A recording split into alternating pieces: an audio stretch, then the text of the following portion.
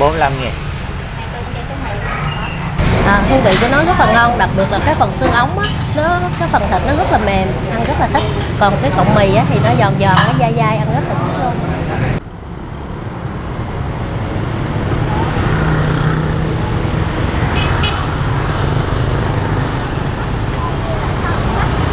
Các chị các bạn thân mến, bây giờ là khoảng tầm 6 giờ rưỡi tại quận 9 nha. Hôm nay thì mình đi xa trung tâm Sài Gòn một tí để chia sẻ cho mọi người về một món ăn rất là hấp dẫn tại khu vực bây giờ là rất là sớm nhưng mà quán mọi người thấy là rất là đông nè. Món ăn hôm nay mình chia sẻ đến mọi người đó là món mì xí mứng, một trong những cái món của người Hoa ở quận 9 này. Nói là quán này rất là đông khách ở đây. Và hôm nay mình tới đây mình chia sẻ với mọi người địa chỉ là 86 Nguyễn Dân Tân, phường Long Thành Mỹ, quận 9 nha. Đó, mọi người thấy không? Quán có tên là 353 Hủ Tiếu.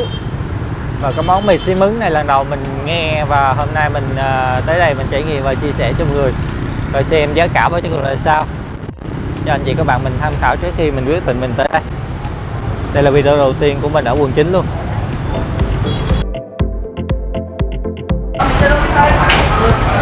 Đó, mọi người thấy không gian quán rất là rộng rãi luôn. 6 giờ rưỡi thôi, 6 giờ rưỡi thôi mà quán như vậy là mình đánh giá rất là đông rồi đó. Một tí nữa mình sẽ quay về không gian vào lúc 7 giờ cho người xem. Đó, một cái không gian bếp mở mọi người, không gian bếp mở cho người vừa ăn và vừa quan sát mấy chị và mấy cô làm ở đây.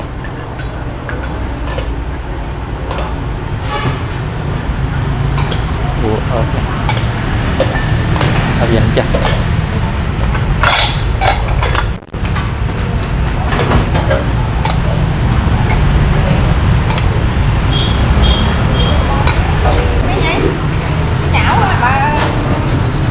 Mở tao để cái chỗ cái hũ gạo á.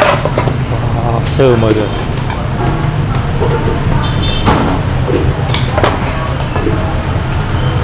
Sườn này mình bán theo phần hả cô? Một phần vậy là một tô á. Dạ, một tô xương vậy là bao nhiêu cô? 45.000. 45.000. Là mình được mấy cục xương như vậy cô? Hả? Mình mấy được? Dạ, một cục ha. Một cục à. Dạ. Xương này là mình hầm theo nước lèo luôn hả cô? Ừ. Wow. Có 55.000. Đó, hấp dẫn chưa? Vị ngọt từ xương luôn.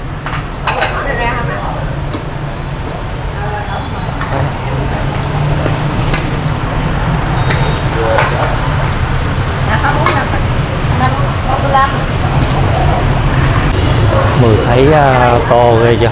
Trời, mấy trăm cái tô luôn mọi người. Ở đây mình thấy có bánh hủ tiếu dai nè, có giá. Wow. Cô, ở đây là mình bán, ở đây là cái sợi mì này là của ở nhà làm mà được của người chị. Dạ. Người chị làm ra. Đặc biệt là cái mì này nè. Dạ, quán mình đặc biệt là loại mì này. Là bạn ăn mì này nè. Dạ. Siêu thiếu là nó kèm thôi. Dạ. Cô là người Việt. Người Việt nhưng mà cái món này là của người Hoa. Người Hoa, dạ. Của người bà con á. Dạ.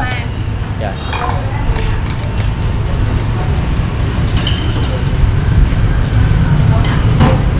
Còn hủ tiếu khô. Ở đây vừa hủ tiếu khô và nước á, là mình bán cái nào là nhiều hơn cô? Sao con? Hủ tiếu khô và hủ tiếu nước á, là mình bán cái phần nào là khách người ta ưa chuộng nhiều hơn? Nước chắc nhiều hơn. Dạ. Còn mì nè, đa số là mì khô không? Dạ, mì khô. Mì khô không? Dạ, mì khô. Đây mọi người còn thêm một cái nồi xương nữa nè. Hấp dẫn chưa? Sắm mai mà ăn xương. Một cái nồi mỡ luôn. Cô, đây mình bán khoảng từ mấy giờ hả cô? Cỡ 11 giờ trưa. Dạ. Là từ buổi sáng là tới 11 giờ trưa là hết rồi. Dạ. Giờ đó là Chị bán vào buổi sáng thôi. Ở quán bên này bán được lâu chưa cô? Mười mấy năm rồi. Dạ. 45 năm rồi. Dạ.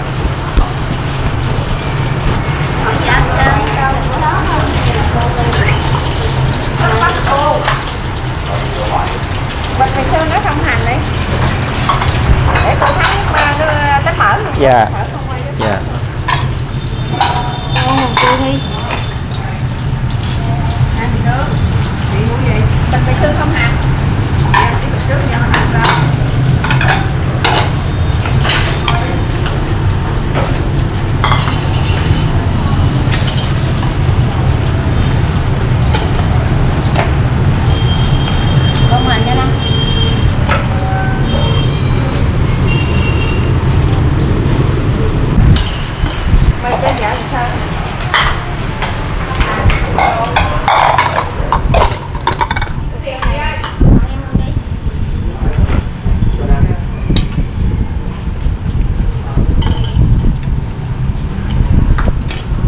tên mì xi mấn con nghe lạ quá hả con? Lạ ha. Dạ. Lần đầu tiên ở Sài Gòn con nghe cái tên này. Đây đây.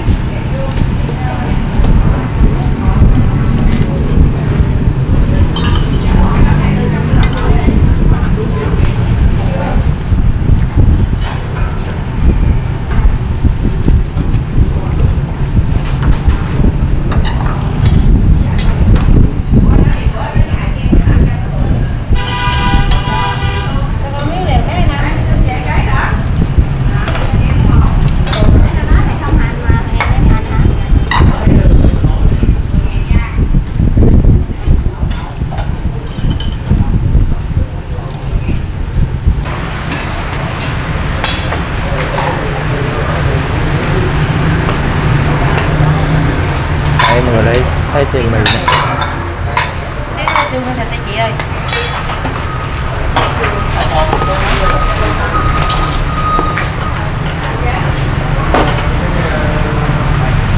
Mình nước này nữa không? Chị quan thử lại các bạn đi cái chế. Đây là cái nồi tép mỡ. Tép mỡ này số lượng có hạn ha. Khách kêu á thì mình bỏ chén người ta ăn chấm với nước tương, trộn với tương rồi trộn với hủ tiếu khô với mì khô ăn rất là ngon. Anh nói cái này cũng số lượng có hạn chứ người đi sớm người ta mới có đúng không? Dạ nhiều người biết thì người ta mới có, ít người biết cái này lắm. Tép mỡ. Ok.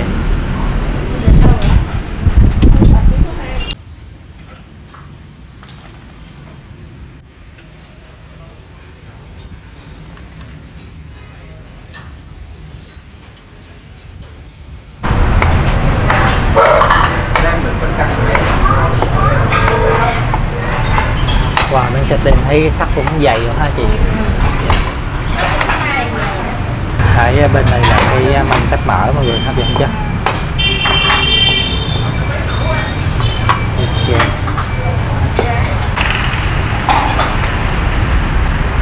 Ở đây mình thấy chỉ có một, ở đây mình thấy là nữ thôi mọi người.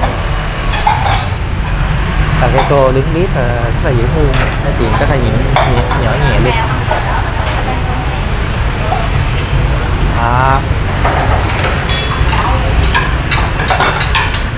Từ này là mình thấy người ta ăn hủ tiếu khô, mì khô và có xương là mì xi mấn.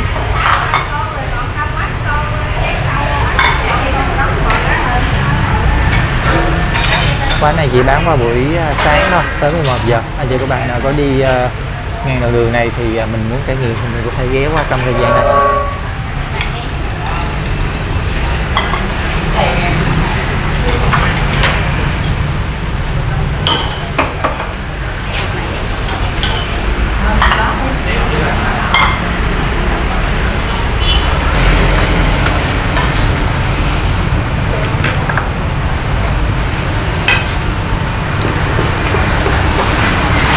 Một cái phần mì xi mấn của mình là như vậy hả cô?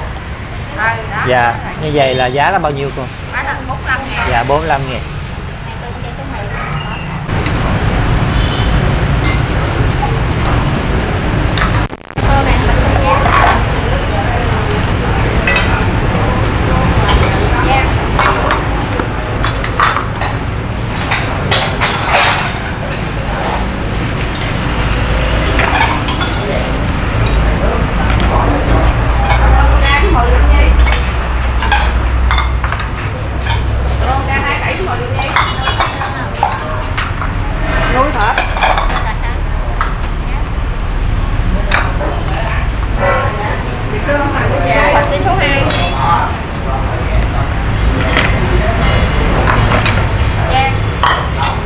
Một phần thịt không vậy là bao nhiêu phần vậy cô? 30. Dạ 30. Xương, số 5 của trong.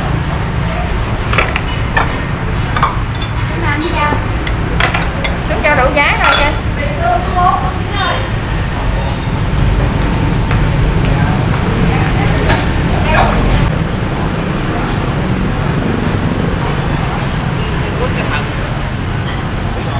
Ở bên trước mình thấy có một cái bồn rửa tay, nhìn là các bạn giá, các bạn giá ở bên đây.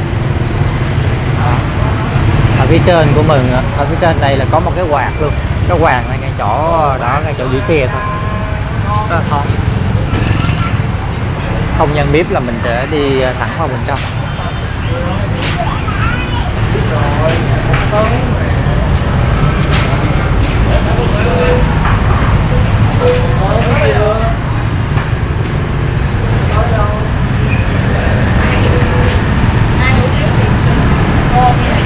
Mình thấy bạn mới vừa ăn xong á, biết là thường ở đây là mình tới là mình ăn cái phần gì ha? Thường là mình đến đây mình ăn mì xứ mướn, xương ống. Mình có thường ăn ở đây thôi. Lâu lâu mình có ăn những lúc mà mình rảnh rỗi á, tại vì ở đây chờ rất là lâu, khách rất là đông luôn. Hương vị của nó rất là ngon, đặc biệt là cái phần xương ống á, cái phần thịt nó rất là mềm, ăn rất là thích. Còn cái cọng mì á thì nó giòn giòn, nó dai dai, ăn rất là thích luôn. Nước lèo á thì mình cảm thấy rất là vừa miệng mình luôn. Thế là giá cả rất là hợp lý luôn, 45.000 mà cái phần xương rất là nhiều luôn, mì cũng rất là nhiều luôn. Biết là chị tên gì hả? Chị tên Nhung. Rồi, cảm ơn chị Nhung. Thường là mình đi ăn hai người như thế này. Thường là hai người. Dạ, rồi, cảm ơn chị.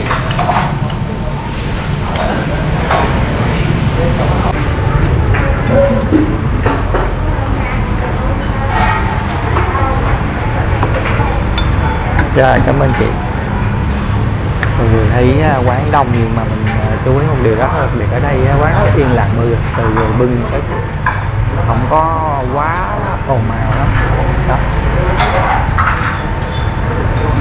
Sau quãng đường gần 1 tiếng đồng hồ mình qua quận 9 thì hôm nay mình đã có mặt tại đây để thưởng thức món mì xí mứng. Món rất là lạ mọi người, của người Hoa nhưng mà người Việt bán nha. Đó, mình sẽ chia sẻ đầy đủ ở trên bàn như thế này. Bên này trước đi. Quầy nãy giờ cũng khát nước rồi, đặc biệt mình ấn tượng ở đây là có quên một bình trà đá miễn phí, trà miễn phí nha. Còn đây là tương ớt nè, sa tế nè, tỏi nè. Rồi summer á, mình sáng đó mình chỉ có một ăn tỏi cho nó tiêu hóa nó tốt. Đó, thơm quá. Để cho qua tô luôn, cho qua tô luôn. Ok, quán này rất là đông nha, nhưng mà được cái rất là yên tĩnh mọi người.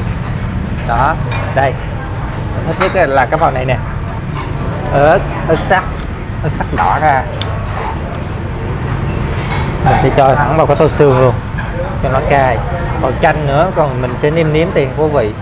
Một cái phần mì xí mứng thì ở đây người ta sẽ cho mình 3 cái loại như thế này nè mọi người. Đó, một cái phần tô mì, một cái tô xương nước. Còn đây là một cái phần nước tương và ớt á, chắc mình để mình chấm xương nè. Và mình ấn tượng với một phần ở đây có ở trên thì nó sẽ có thịt bằm. Đó, phi cái xay mì to mọi người, to tròn, được không? To tròn màu rất là đẹp mắt luôn á. Ở dưới của mình là sẽ có giá ở dưới nè. Ok, nếu mà mọi người không ăn xương thì mình ăn thịt không thì 30.000 một phần. Còn phần của mình kêu là 45.000, trộn đều lên. Đó, sẽ trộn đều lên.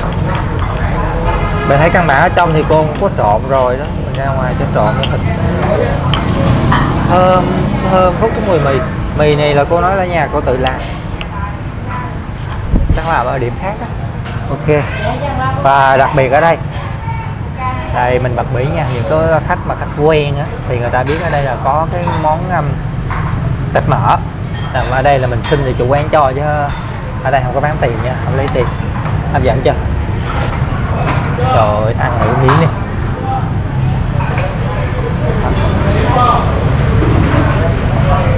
Thử trước miếng thịt mỡ, giòn rụm, béo béo. Rồi, thưởng thức.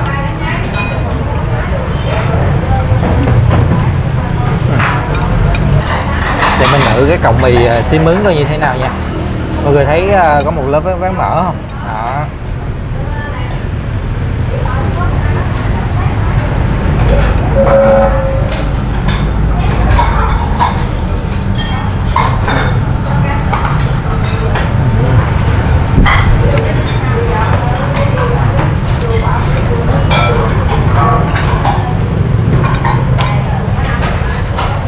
sợi mì mọi người, to, giòn, có vị ngọt. Mình thích cái vị ngọt của sợi mì, thường là của người Hoa. Cái sợi mì họ ngon lắm. Mì đây là to, giòn, ngọt.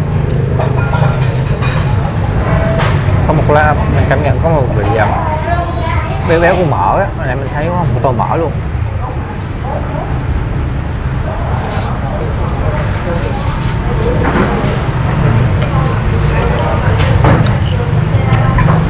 Rồi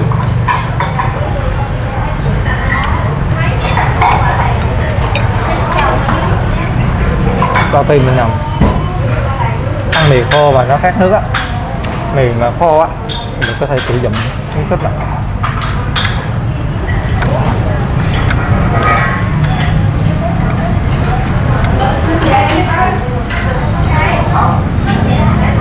Đây rất đặc biệt, rất là trong mọi người, thấy không?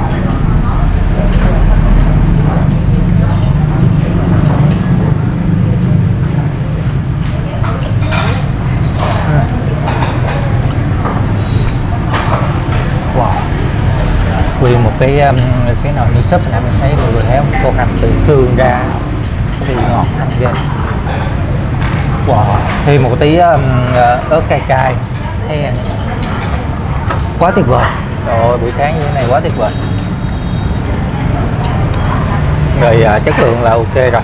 Còn giờ còn giá cả là 45.000, mọi người thấy như thế nào thì tham gia đóng góp ý kiến nha. Tham gia đóng góp ý kiến. Ai qua đây phải ăn chất lượng mới được.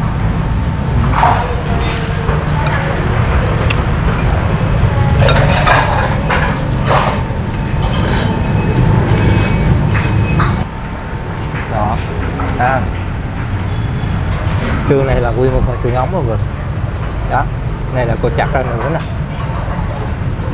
Xương này thì chỉ được nửa cục xương ống luôn rồi. Còn đây là tỉ xương. Tỉ xương.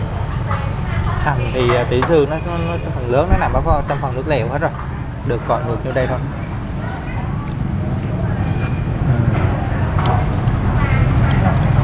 Béo luôn. Đó, thịt săn này. Và lấy thịt này mình sẽ chấm với phần này. Ok.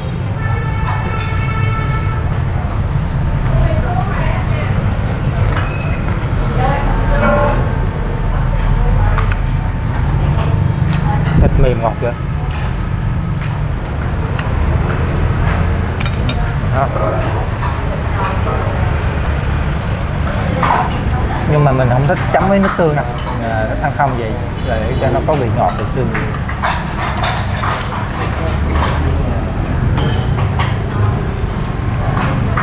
Thấy gần chỗ này có gừng á, có gừng á, ăn giòn từ xương.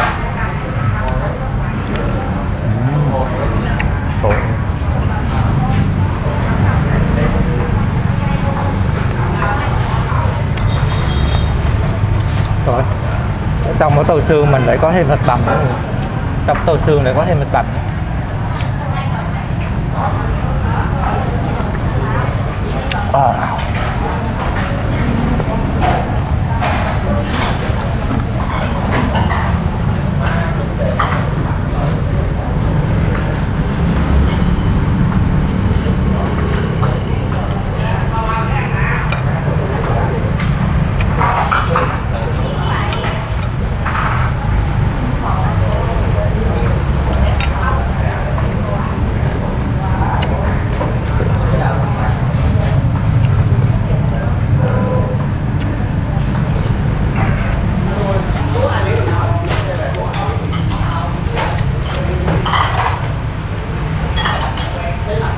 Người thấy hấp dẫn không? Ăn không còn được những gì luôn, hết mỡ rồi. Rồi. Nếu thấy video hay, hữu ích, nhớ đăng ký kênh để mình có thể nhận được nhiều video giá trị hơn. Và đừng quên nhấn vào nút cái chuông bên cạnh nút đăng ký. Còn bây giờ thì xin bye bye và hẹn gặp lại mọi người vào những video tiếp theo. Xin bye bye.